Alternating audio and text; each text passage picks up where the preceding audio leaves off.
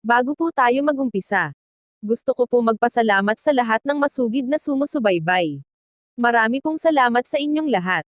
Lalo na po sa mga solid subscriber.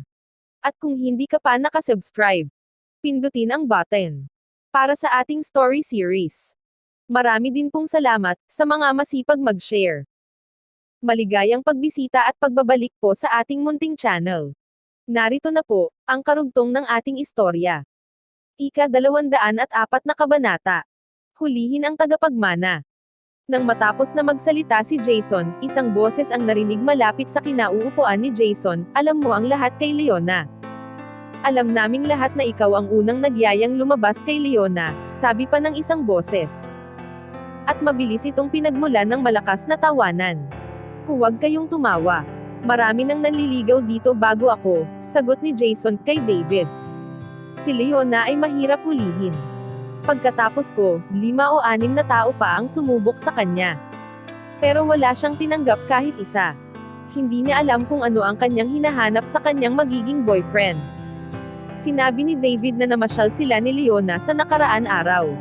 Nalaman niya na malamig ito at mahirap hulihin. "David, hindi mo siya gusto tama?" tanong ni Jason na nagsususpetsya.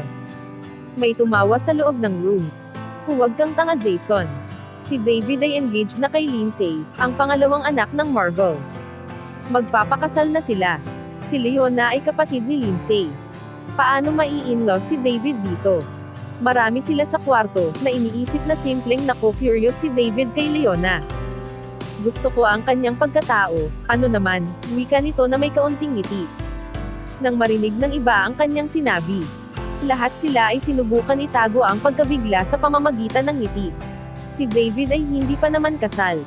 Pwede niyang gawin ang gusto niya. Wika ng isang lalaki. Ang pamilya niya ay mayaman, ang magkapatid na babae ay available, anong problema dito, wika ng isa habang tumatawa. Tama, normal lang ito sa mga taong katulad niya, na magkaroon ng ilang asawa. Sa kanyang pera, pwede siyang magkaroon ng maraming lovers, wika ng isang babae. Nang marinig ni Daryl na gusto ni David si Leona, alam niya, na ito na ang kanyang pagkakataon na hinihintay. "David, kung gusto mong mapasayo si Leona, may paraan ako upang makatulong." Ang lahat ng mata ay tumingin kay Daryl. "Daryl, huwag kang magbiro," wika ni Jason. "Natatandaan ko na binasted ka niya bago siya matapos sa kanyang kinakain. Narinig ko rin na may isang talunan na nagtapat ng kanyang pag-ibig ng araw na iyon. Wala kang pag-asa." Si Jason ay medyo mababa ang tingin sa lahat maliban kay David. Ang iba ay baliwala, puro pake na lang at kasinungalingan, sa isip niya. Si Daryl ay gusto mapalapit kay David upang ma-improve ang kanyang posisyon. Hindi niya gusto si Daryl. Ngumisi si Daryl. "Dahil binasted ako, ibig sabihin si David ay ganun din. Iyon ba ang ibig mong sabihin?" "Hindi," wika ni Jason, "hindi iyon ang ibig kong sabihin. Kung ganun tumigil ka sa pagsasalita ng walang kwenta," malamig na wika ni Daryl. Si Jason ay nairita, pero alam niya na hindi ito oras upang magsimula ng gulo. Pinilit niyang ngumiti na parang hindi niya ito ginulo. "Daryl, sinabi mo na may paraan ka na tulungan ako, upang makuha si Leona." Maliwanag na sabi ni David, "Ano ito?" Inilabas ni Daryl ang diary ni Debbie sa kanyang jacket. "Sa pamamagitan nito, sa palagay ko ay makukuha mo siya." Ang lahat ay nakatingin mabuti kay Daryl, habang inilalabas ang diary ni Debbie, pero hindi nila naiintindihan kung ano ang koneksyon nito kay Leona.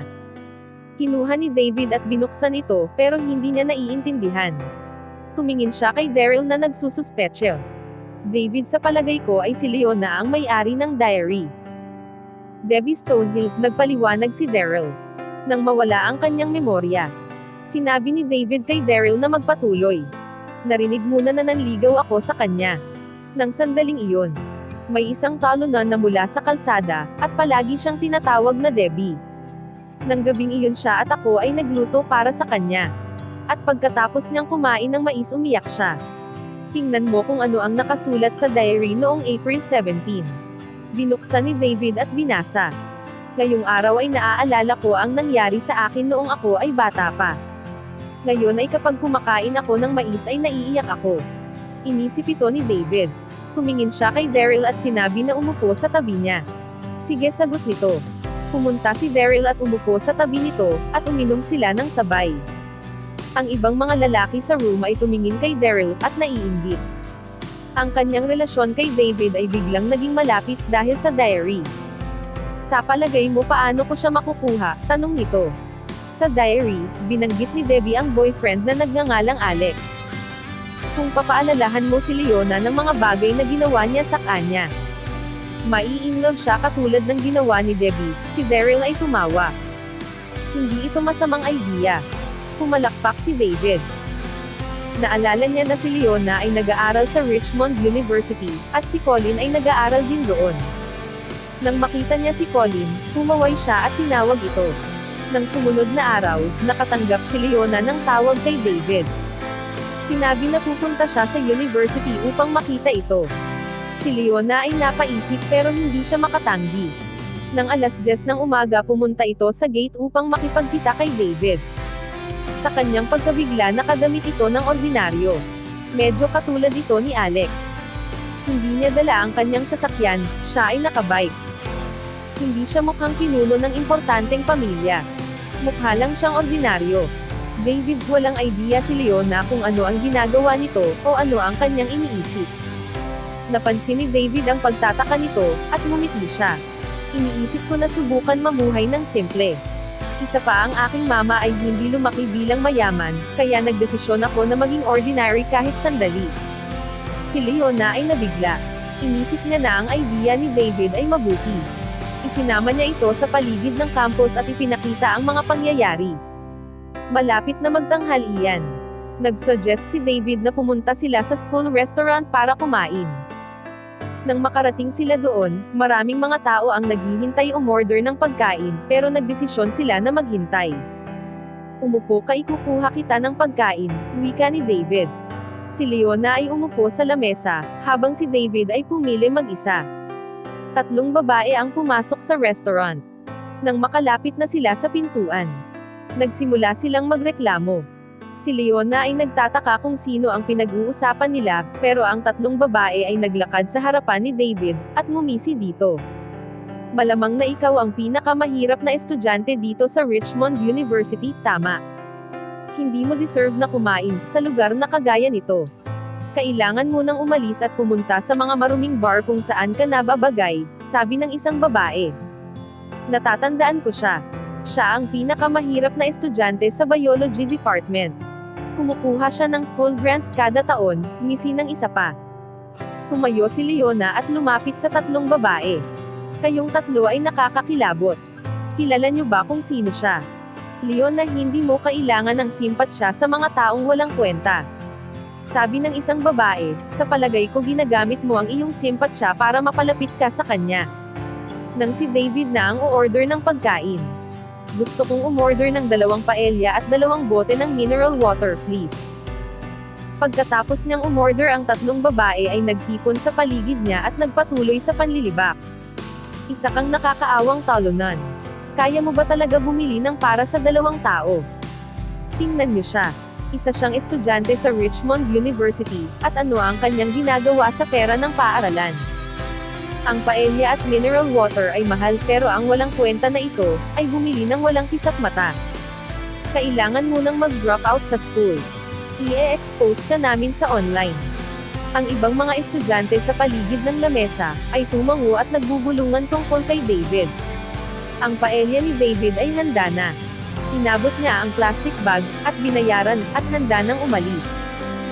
Hindi ka karapat-dapat dito, wika ng isang babae. Sisipain kita. Nang sisipain na niya si David mula sa likod, biglang tumingin ng matalim ito, at ang babae ay natakot. Muntik na siyang matumbo. Si David at Leona ay umalis na sa restaurant. Ang 3 babae ay lumakad palabas, pagkatapos ay tumakbo sa gilid ng restaurant. Sa ilalim ng malapit na puno, isang lalaki ang naghihintay sa kanila. Ito ay si Colin. Mabuti at naging maayos, wika nito. Inilabas nito ang cellphone at binigyan ng tig 1,000 bawat isa. Maraming salamat, Colin. Wika ng isang babae at niyakap niya ito. Colin, bakit kailangan namin pagtawanan ang lalaking iyon? Si Leona ay naging protective sa lalaking iyon. Tinakot niya kami. Dahil iyon ang nakasulat sa diary. Sagot ni Colin. Ang mga babae ay hindi naiintindihan, pero walang nagtanong. Pero si Colin ay hindi na bahala sa pagpapaliwanag dito. Ang babae na susubukan sipain si David sa restaurant ay na-confused. Siya nga pala, Colin, sino iyon? Napakagwapo niya. Tumingin siya sa akin, at natakot ako. Natatakot akong sabihin sa inyo, dahil baka makaapekto ito sa inyong performance. Sasabihin ko na ngayon.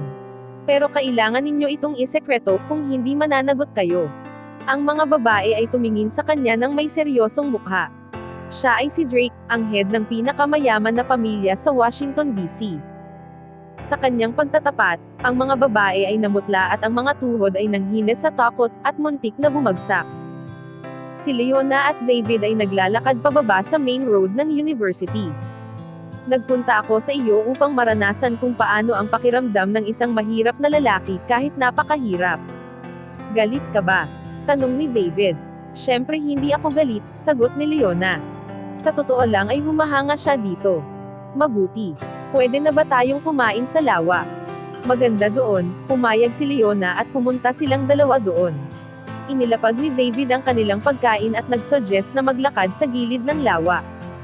Napansin ni David ang maliit na papel na kulay asul sa damuhan.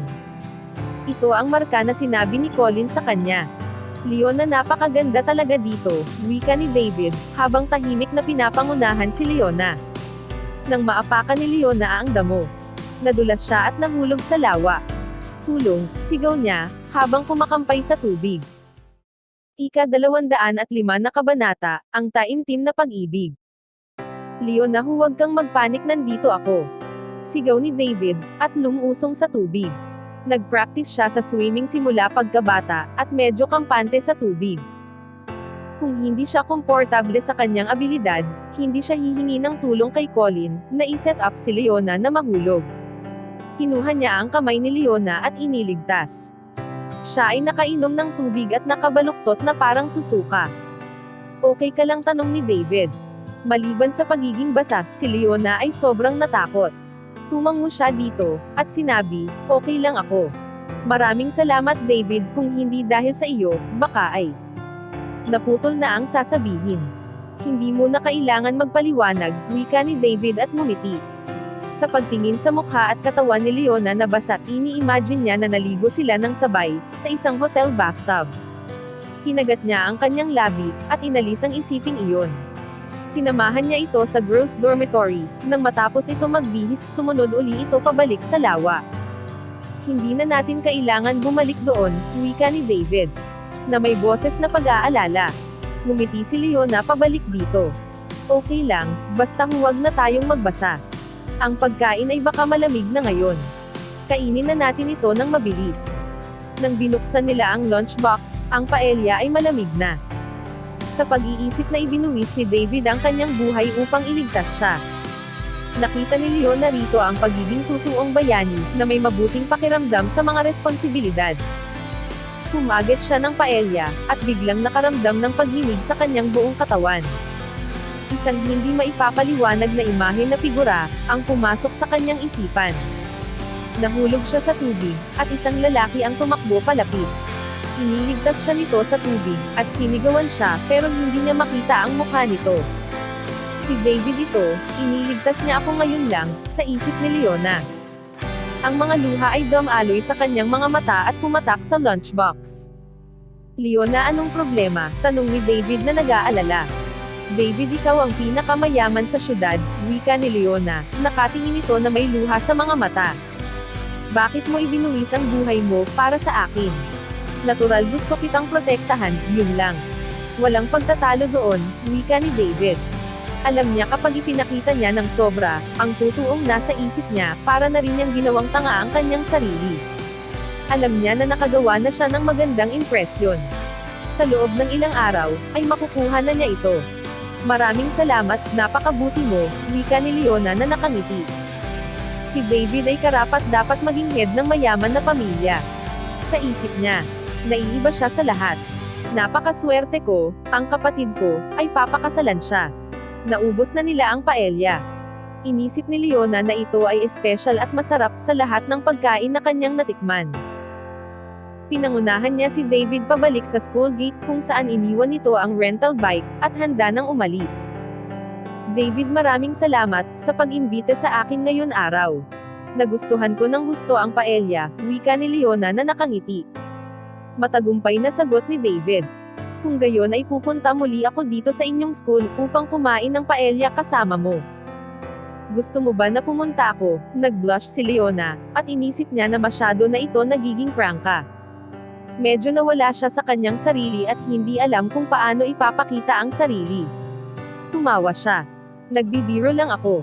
Pupunta ako kung kakain tayo o hindi, hanggat gusto mo nakasama ako sa pamamasyal. Tumingin si Leona at nakita ang mukha nito na walang kontrol at relax. Gusto niyang sabihin dito, hindi kita inaayawan. Wala siyang planong sabihin iyon, at mabilis na yumuko.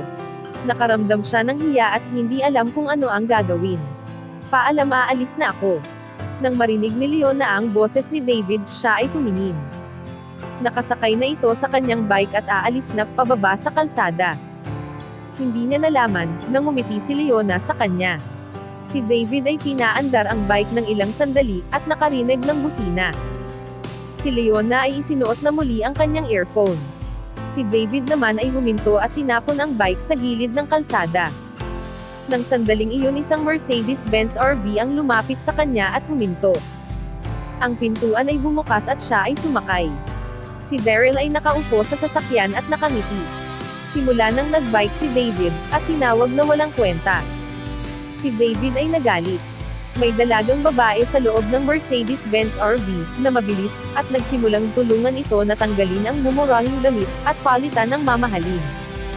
Habang si David ay walang damit, si Colin ay lumapit dito. David, pasensya na, ang ginawa ng tatlong babae ay napasobra. Napakaswerte nila. Ginagawa ko ito para kay Leona.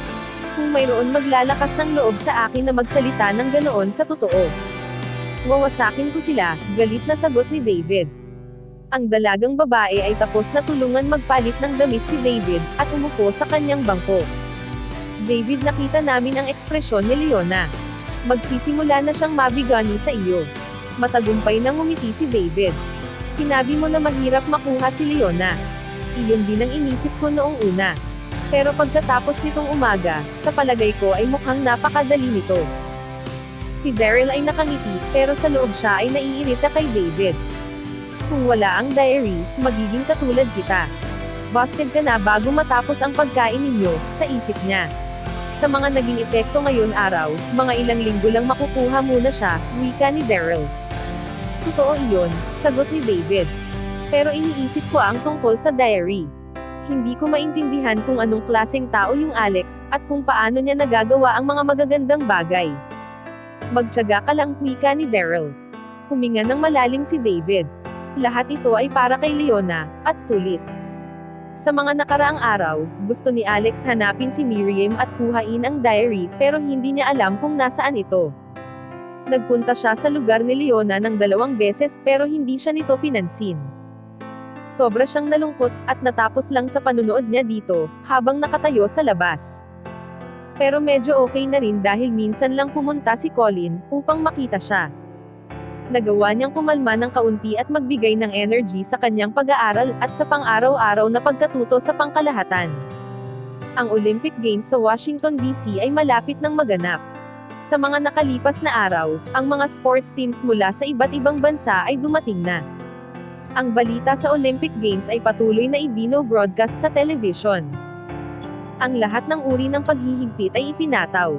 Sa araw ng seremonya ng pagbubukas, ang kontrol ay partikular na mahigpit, hindi lamang ang bilang ng mga tagapanood ay limitado, pati ang lahat ng DC Traffic Police ay na-deploy upang panatilihin ang order sa kalye. Hinahapunan sa pagbubukas. Si Alex ay nagbabasa sa library, nang biglang may tumapik sa kanyang balikat. Nang lumingon siya, nakita niya si Felipe na nakatayo sa kanyang likuran. Siya ay mabilis na naapektuhan ng ngiti nito, at ngumiti rin siya pabalik. Hindi ba dapat nasa opening ceremony ka ngayong araw? Paano ka pa nagkaroon ng oras para sa akin? Wika nito. Tama, pupunta na ako ngayon doon. May oras ka ba na sumama sa akin, wika niya. Pupunta ka doon upang magtrabaho, at may iwan ako na mag-isa, maboboring lang ako. Sa palagay ko ay hindi na ako sasama. Inisip ni Alex ang nangyari sa Olympic Sports Center noong huling punta nila. Nalaman niya na si Filipa ay may nararamdaman para sa kanya. Gusto niyang sadyain na lumayo.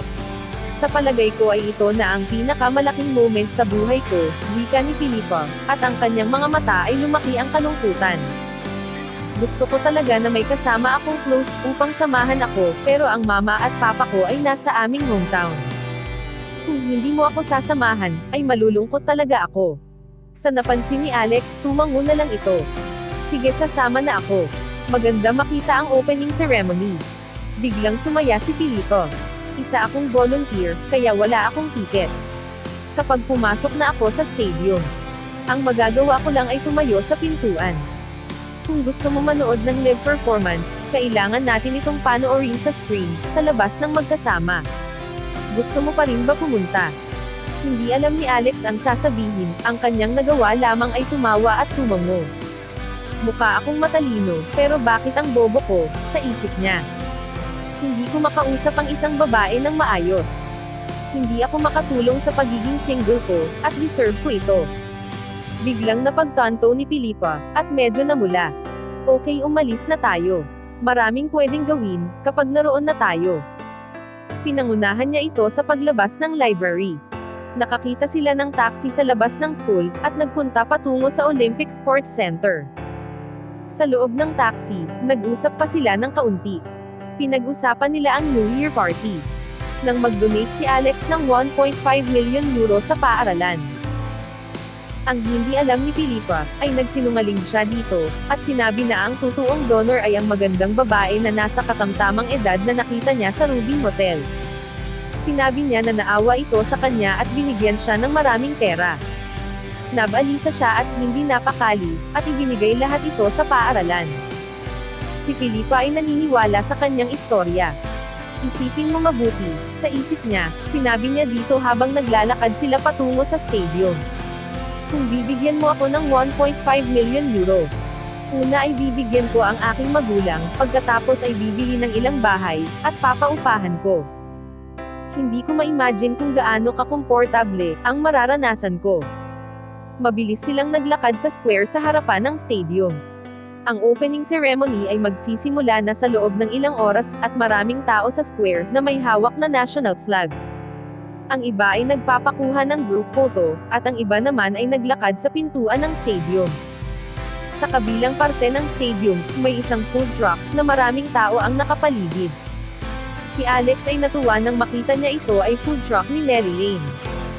Si Nelly ay nandito, wika niya. Pumunta tayo at tingnan siya.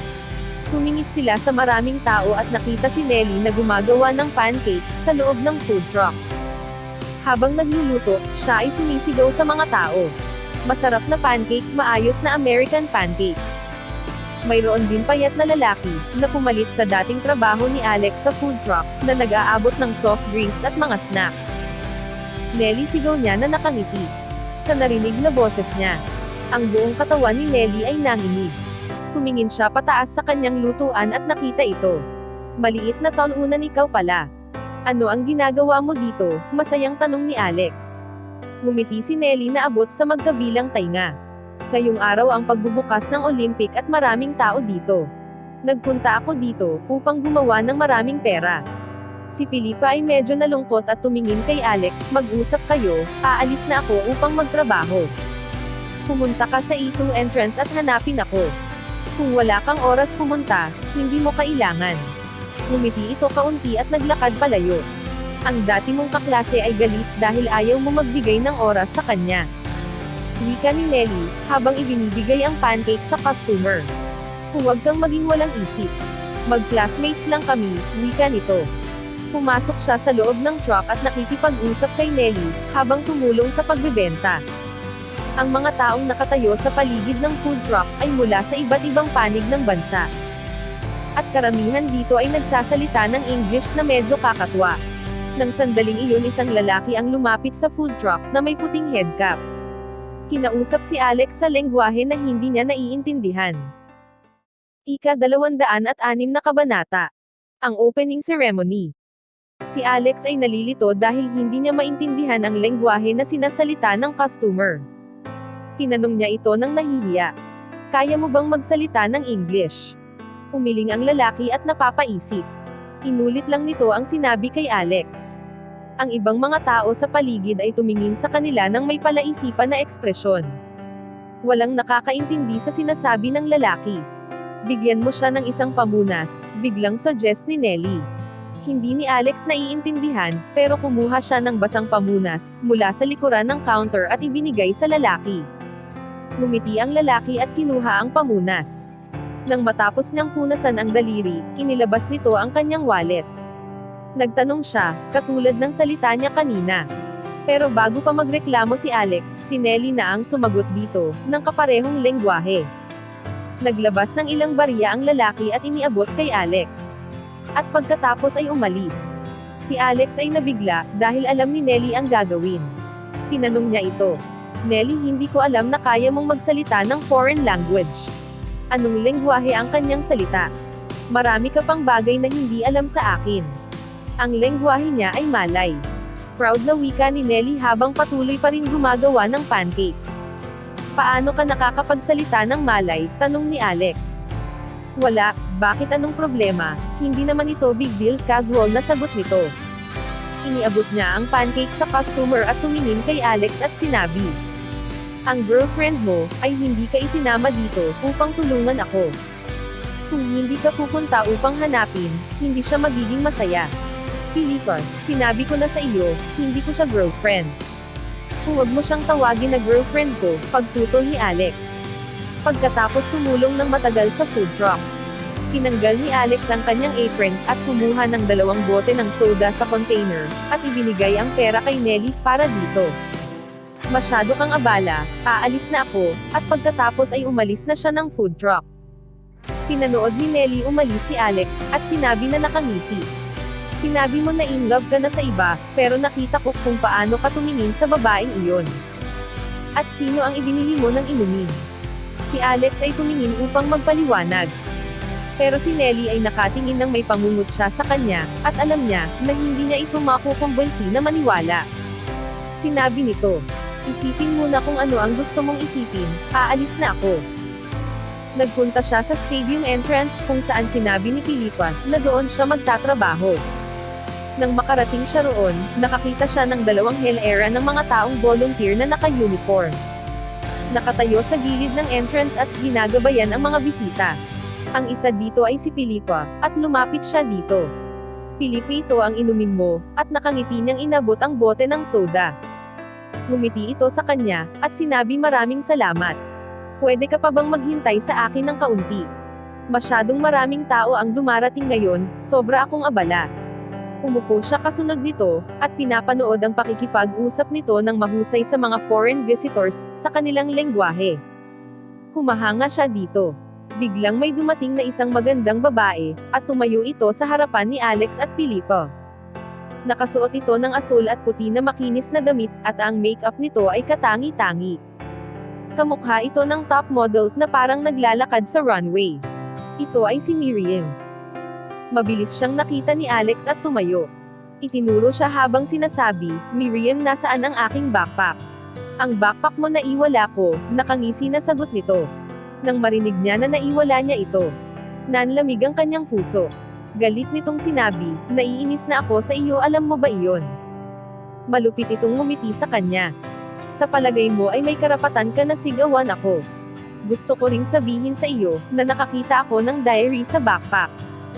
At sinunod ko ang bawat pahina nito. Ito ay kasinungalingan.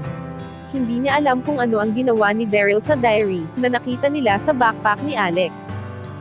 Pero alam niya na importante ito para kay Alex, at gusto niya itong saktan. Iyon ang pinakamahalaga kong pag-aari. Nang marinig niya na sinunog nito ang diary ni Debbie, nang inag ang buong katawan ni Alex. Nagmadali siyang pumunta kay Miriam, at itinaas ang kanyang kamay upang sampulin ito sa pisngi. Ang ilan mga volunteer ay lumapit upang pigilan siya, si Filipa ay hinawakan din siya, at bumulong. Siya ang head volunteer. Pangungunahan niya ang mga atleta mamaya sa stadium. Malalagay ka sa gulo, kapag sinaktan mo siya. Pinigilan ni Alex ang kanyang galit. Pinilit niyang makontento sa sarili, sa pamamagitan ng malamig na pagtingin dito. Nakita ni Miriam na hindi na muli siyang susugurin pa, at bahagya na relax. Inasar niya ito, isa kang bobo na talunan, gusto mo pa rin ako saktan, tama. Pagkatapos ay tumingin siya kay Felipe na may pang-alipusta ng ngiti. Felipe, mukhang palagi kayong dalawa magkasama ni Alex. Gusto mo na talaga magpakababa. Tumawa ito ng marahan at nagpatuloy. Tingnan mo ang sarili mo kung ikukumpara sa akin. Pumapasok tayo sa parehong university pero tingnan mo tayong dalawa ngayon. Ikaw ay isang mababa na volunteer na ang trabaho lang ay ituro sa mga audience kung saan pupunta. Ako ang leader ng volunteers. Pangungunahan ko ang mga atleta sa stadium. Pangungunahan ko ang American team, at makikita ako sa live TV. Nakuha mo lang ang role na iyan dahil sa pagdikit mo kay Daryl. Ano ang kahanga-hanga doon, nakangisi na wika ni Alex. Hindi na mahalaga kung paano ko nakuha, kung nasaan man ako ngayon. Ang mahalaga ay mas importante ako kaysa sa iyong girlfriend. Siya ay natanggap lang upang tumayo sa pintuan. Pangungunahan ko ang American athlete at mapapanood ako sa buong mundo. Tumingin si Miriam kay Alex at nagpatuloy. Nakita mo ba kung gaano kaganda ang aking outfit? Ito ay dinisenyo ng isang Italian designer. Nasa 40 tao lang ang may kapareho ng aking damit. Ito ay mahigit $10,000. Ngayon tingnan mo ang suot ng iyong girlfriend. Isang volunteer na polo shirt, hindi ito may ikukumpara. Galit na tumingin si Felipe kay Miriam. Pero nang binanggit ni Miriam na girlfriend siya ni Alex, ang puso ni Felipe ay medyo sumaya, at ang kanyang pisngi ay namula. Tumingin siya sa malayo. Nakarinig sila ng boses ng isang lalaki na tumatawag. Isang disenteng matangkad na lalaki ang lumapit. Ito ay si Daryl. Kinuha ni Miriam ang braso nito, at sinabi, "Daryl, masaya ako at narito ka na. Tingnan mo kung sino ang mga nandito." Siya ba ang lalaking sumubok na hawakan ka sa restaurant, at nakaaway ni Jake? "Alex, bakit ka nandito?" tanong ni Daryl na nakangisi. "Felipe, dapat ang goal mo ay medyo taasan mo. Kailangan mong maghanap ng mga katulad ni Daryl." Sino ang gusto ng isang talunan na kagaya ni Alex? Proud na wika ni Miriam. "Baby, baka mahuli tayo, pumasok na tayo," wika ni Daryl, at sinamahan niya si Miriam papasok sa stadium.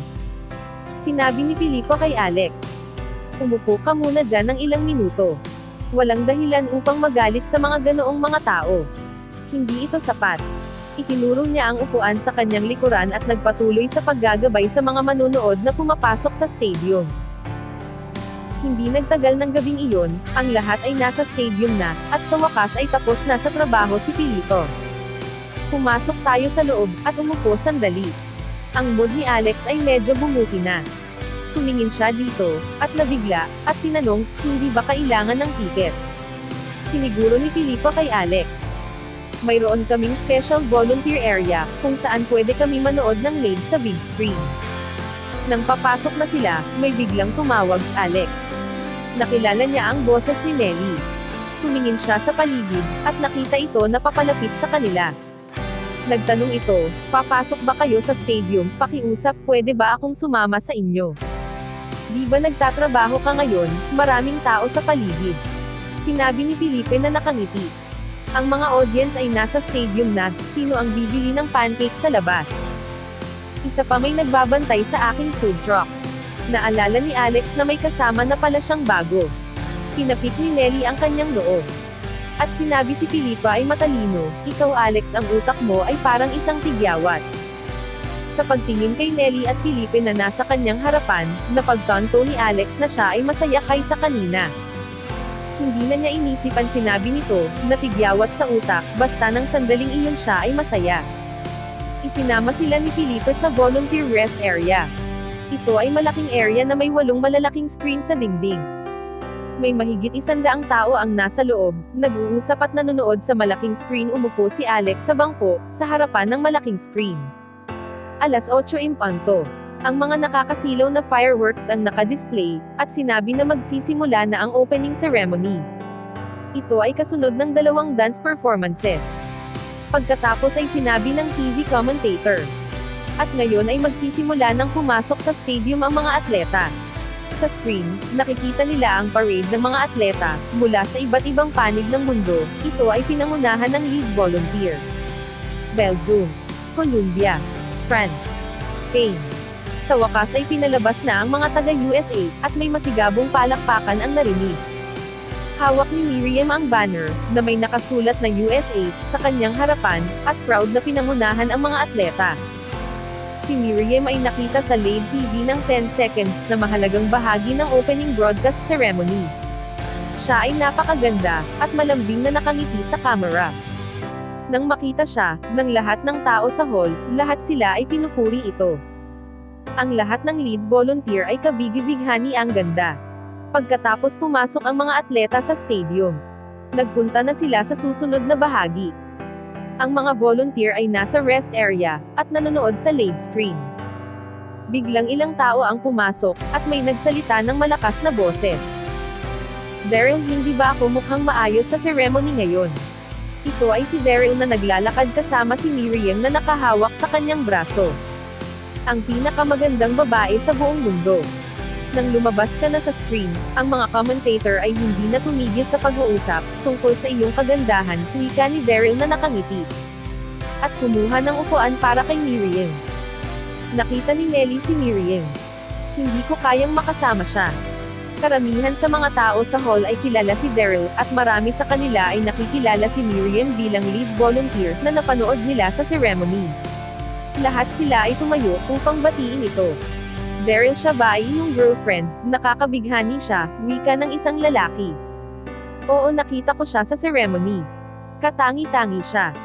Daryl, nandito ka ba upang manood ng opening ceremony, kasama namin, sabi pa ng isang admirer.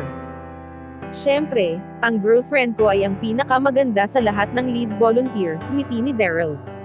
Narito din sila, wika ni Miriam nang makita si Alex. Hinila niya si Daryl patungo kila Alex na may masamang ekspresyon. Hindi niyo ba nakita na pumasok kami ni Daryl? Ang lahat ay tumayo at binati kami, pero kayo ay nakaupo lang.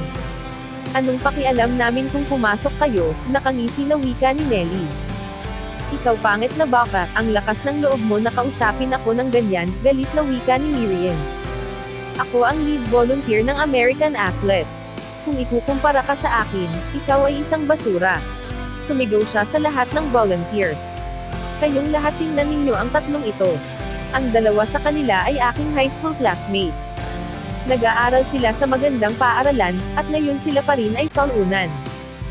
Nagpunta sila dito upang mag-volunteer, at iniisip nila na sapat na sila upang makihalubilo sa atin. Pagkatapos ay itinuro niya si Nelly, at tingnan nyo ang pangit na babaeng iyon. Tayo ay mayroon magagandang babae at mga gwapong lalaki dito sa hall. Hindi siya dapat nakapasok dito. Hanggang dito na lang po muna. Maraming salamat po sa pakikinig. Sana po, ay nagustuhan nyo ang ating story series. Sa mga bagong tagapakinig, mas okay po kung mag-uumpisa kayo sa episode 1. Pwede po bang humingi ng subscribe? Bilang pagsuporta sa ating munting channel.